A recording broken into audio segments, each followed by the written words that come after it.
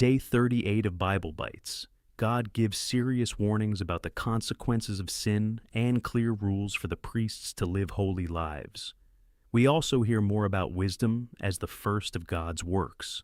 We're in Leviticus 20-22, Psalm 38, and Proverbs 8:22-36. Let's see how God calls his people to holiness with both consequences and grace. Quick prayer. God, thank you for your holy standards and your mercy. Help us live set apart for you. Amen. Leviticus 20. Penalties for serious sins. God lists consequences for child sacrifice to Molech, consulting mediums, cursing parents, adultery, incest, homosexuality, bestiality, and other sexual sins. The chapter repeats, I am the Lord your God, and calls the people to be holy and separate from the nation's practices. Leviticus 21-22. Special rules for priests. Priests must maintain higher standards of holiness. No contact with dead bodies, except close family. No marrying divorced or defiled women. No physical defects for those serving at the altar. The offerings must be without defect. God says, I am the Lord who makes you holy. Psalm 38. David's honest prayer in suffering. Lord, do not rebuke me in your anger. My guilt has overwhelmed me. I confess my iniquity. I am troubled by my sin. Come quickly to help me, my Lord and my Savior. Proverbs 8:22-36. Wisdom speaks, the Lord brought me forth as the first of his works. I was there when he set the heavens in place. I was constantly at his side. Blessed are those who keep my ways. For those who find me, find life and receive favor from the Lord.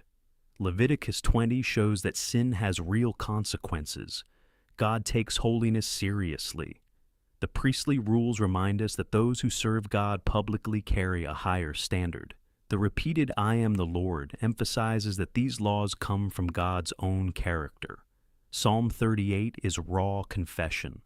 David doesn't hide his guilt. He brings it to God.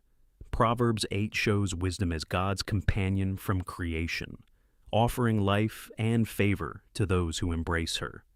Real-life comparison. Consequences of sin equals the natural and spiritual fallout we see today: broken relationships, guilt, damaged trust.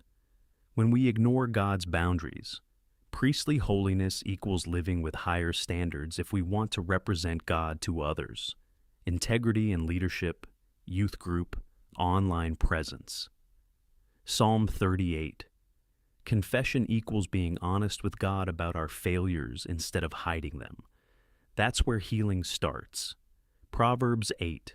Wisdom equals choosing God's way brings real life and favor, not just rules.